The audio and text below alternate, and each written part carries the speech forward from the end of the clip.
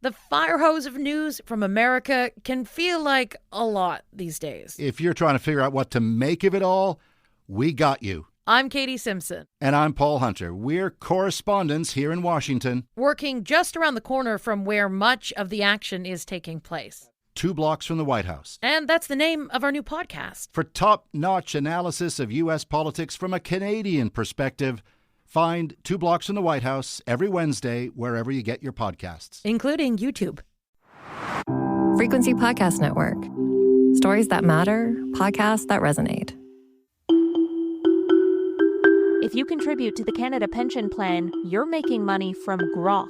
The entity that invests your pension is lending nearly $500 million to xAI, the company behind Grok, to build a new data center.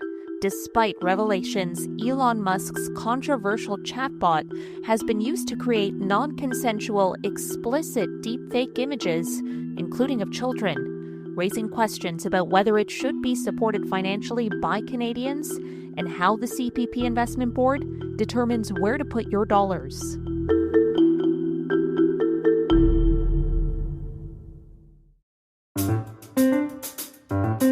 I'm Caryn Ceolin, and today on The Big Story, I'm speaking with Jan Mahrt-Smith, an associate professor of finance at the University of Toronto, about the risks of investing in xAI and the implications of the CPPIB's investment decisions. Professor Mahrt-Smith, it is such a pleasure to be speaking with you today. Thank you so much for making the time. Thanks for talking to me. I guess just to start, why is the Canadian Pension Plan Investment Board lending nearly $500 million to xAI? Let's start there. What's the why behind this? Well, if they're following their own rules, and they generally really are, they would like to make money in a way that doesn't take undue risk. They really have a rather straightforward mandate. They need to make sure they provide money for my retirement and yours and lots of others. And they invest in order to earn financial returns without taking undue risks. Undue risk. I mean, when I think of xAI, all I think of is risk. But maybe we can get into a little bit of that in a second. I just wonder first, what do you know about, I suppose, because they're saying, you know, this xAI debt insurance that they've invested in, it's aimed at raising funds to build the company's second data center in Memphis, Tennessee. What do we know about the extent of the investment in that data center? We don't know a whole lot. So it's a debt investment, essentially. They don't want to own it or start controlling it. It's a debt investment, and in that sense, one might think of it as a, somewhat complex real estate investment in a warehouse that's going to house AI machinery. And they're making these investments in many places. They're making it in Ontario. They're making it in various other places as well. So this is one of a suite of these kinds of investments that they're making for financial return, except that in this case, it's obviously associated with a specific company and a specific AI activity that we really should be thinking about very, very hard. Can we circle back to the undue risk? Can you Right. explain? So the way we think, so I'm kind of bifurcated. I teach sustainable finance, but I also teach traditional finance in a business school. So in traditional finance, you have to take risk in order to earn a return. And for CPP in particular, they cannot meet their mandate with risk-free investments. They have to take risks in order for them to earn the kinds of returns. There's a CPP Act that says you have to earn enough money to fund retirement. So they have to take risks, and these are financial risks. And that means there's an upside, we can make more money. There's a downside, we might lose some money. And they have dashboards and mechanisms and committees that essentially spend their lives trying to figure out how to keep CPP within a risk corridor. Not too low, because then you're not going to earn the rates of return you need. Not too high, because then there could be things that lead to inability to fund the future. So the other component of this is when we think of risk outside of finance, we generally think of, wow, this investment might lose some money. When we think of that in finance, we generally think of a portfolio. So what you want to do is you want to invest in lots of different things that you hope don't all go kaput at the same time. and that might still lead you to earn good returns. So you want to always think of risk not just of one investment, but of your entire portfolio within which, from which you want to fund things. So that makes it a little bit different than you and I, say, investing in one thing and then crossing our fingers and hoping it doesn't go bad. More generally, the platform, though, is very volatile, and there is still a lot of exposure, when it comes to Grok, for instance, not having any guardrails. So I suppose is that like that is just like that meets the threshold? Right. So, well, I am, we educate people here at the University of Toronto who end up working in places like CPP, and they're usually well trained to build risk dashboards. And they do look at all sorts of aspects of risk. They don't just look at the revenues that maybe can be earned in AI or potentially what could go wrong, and then they have to shut down the data center. But they also look at reputational risks. They look at the risk of potentially not being able to divest this. What they don't look at is the risk that these investments might represent to the public at large. In other words, the stakeholders of CPPIB are the beneficiaries, you and I, anybody who draws a pension, anybody who works there, various other people. But the public at large, things going off the rails, that's not within CPP's risk mandate as long as they invest in legal things. And this is a legal thing. So they do look at the risk. Now, is something going to go wrong? Yeah. Within their huge portfolio, something is going to go wrong.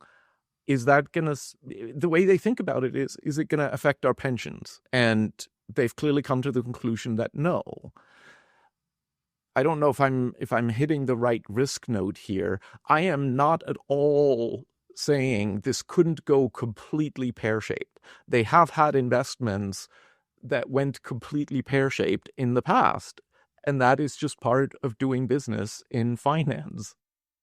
No, I certainly take your point on that. I wonder too, though, about like the political risk and like what's the I suppose the likelihood that political backlash, and I'm asking you more generally, but like that political backlash could actually like erode the company's value.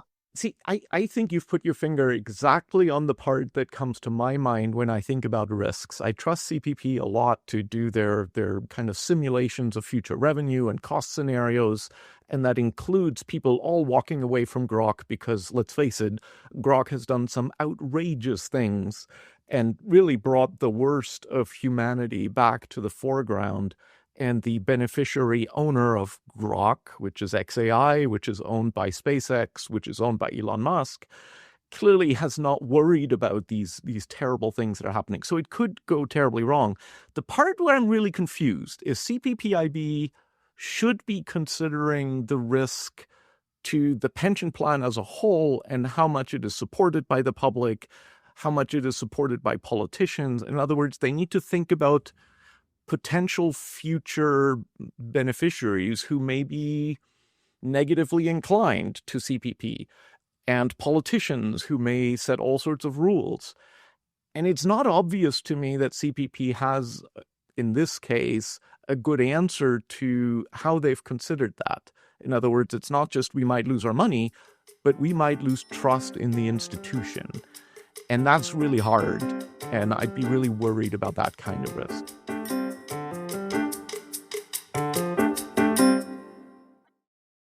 Like you've just laid out too, like what kind of the considerations that go into those decisions of, what to invest in. But like, I wonder what you make of the argument that, the problems with Grok flooding the internet with sexualized deepfake images of women and children, should that not have been enough to give the CPPIB like pause about investing the company? Is this the kind of company that the fund wants to be associated with? I have to assume that it gave them pause, but they then made a decision to clearly weigh the factors they need to consider, which is potential financial returns and potential financial risks, that they would outweigh the potential downside to if something goes wrong, and it clearly did. I mean, let's face it, I'm 60 years old, and I cannot believe we're still talking about women's rights being trampled on And I thought I'd seen it all, but new technologies come along and it's the same old story as when I was young. And it's really depressing. I don't know. And CPP needs to answer to, how did you consider what an investment like this, where every beneficiary in Canada, every retired person must now tell themselves, I am making money from Grok, how that could potentially affect the sort of long-term attitudes by politicians and beneficiaries towards our pension plan. And I really hope they have a good answer for that, because that's the kind of risk we really need to put to the forefront here. You, I, all of us that are in CPP are making money off of Grok.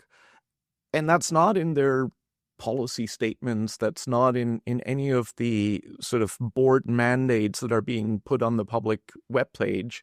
And it's complicated because legally it's not exactly clear how in Canada a pension plan should consider this.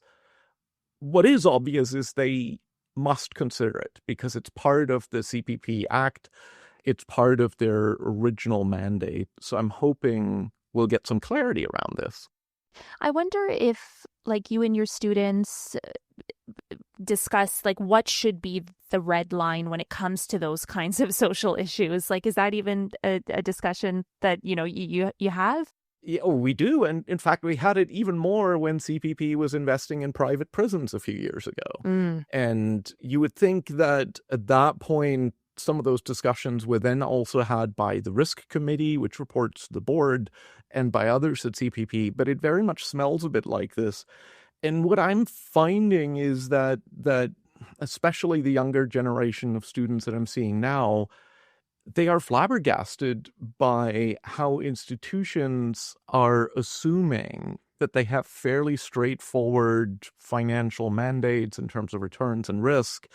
And maybe, let's talk about some of the ESG risks as well, as long as they might feed back into financial returns. But this notion of trust in institutions being eroded if, as beneficiaries, we have to go to sleep thinking, I'm making money off private prisons, I'm making money of Grok AI centers, how that is not part of what these old institutions are putting forward, whereas the young generation of my students wants to have that conversation. They would like to have it now and loud and publicly, and perhaps the reason CPP would like to not, this is the investment board, so it's CPPIB, perhaps the reason they don't want to have these conversations is because they think having complex ethical and moral conversations itself can be distracting. Maybe that can also have an effect on the long-term reputation of the institution itself. But my deeply felt sense, and I feel that about my own university as well, is we must have these conversations because the young generation is asking for it. Does, something like this CPPIB have a higher duty than just chasing value? So they have the sort of legal enshrinement in the CPP Act and the CPPIB Act and in their investment mandates. And then there's a whole legal structure around what pension funds can and cannot do in Canada. That should be telling them what they can and cannot do.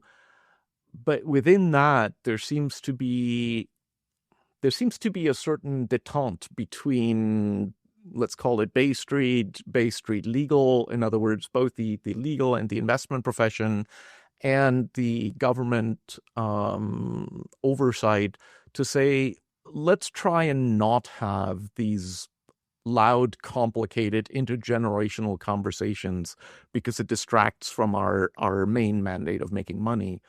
So we're kind of stuck there, and nobody wants to rattle the current system too much that's actually working for a lot of people. I believe they should. I believe all corporations must consider that. But it's hard for them. It's not easy. So I'm making some excuses for them here. Both legally and organizationally, it's very difficult for them.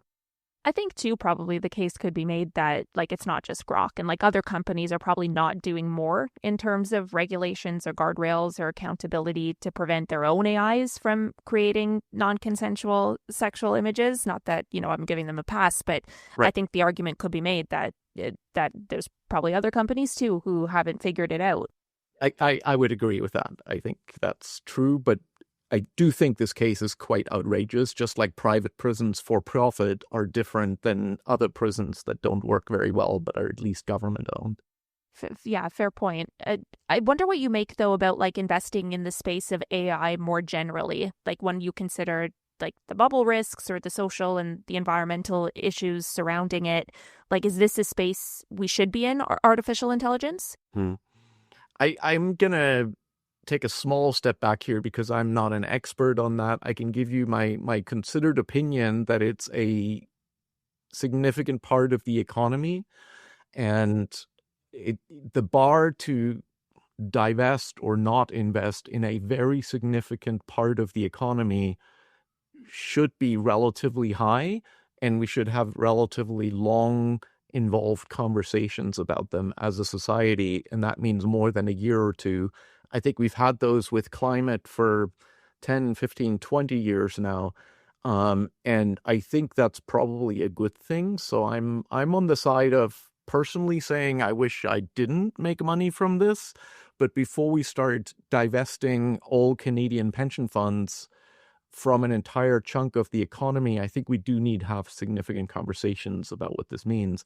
Unfortunately, of course, AI is moving super, super quick. So maybe we don't have the time to do it, and somebody courageous must step up and say, you know what, a pause is needed, a pause is required.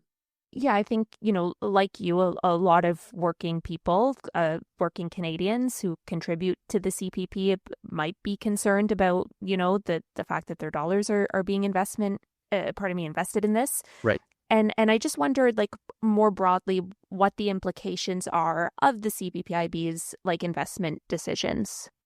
CPPIB is huge, but the investment in Grok is about 400 million Canadian. That is about 1/20th of 1% of the overall portfolio of CPPIB. So in terms of that, and SpaceX itself is $1 trillion company.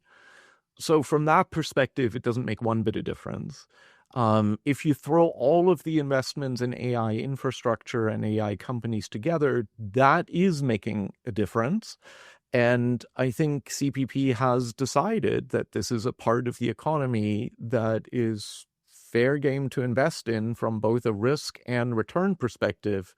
They do have to consider legality, so they think it's legal and the legal risks are manageable. In other words, there are some countries that have already shut down Grok over precisely what you're mentioning, which is just outrageous, putting at risk of young people and women and other marginalized communities without the corporate oversight needed to fix that. It is very clear that the corporation doesn't have the oversight to fix it.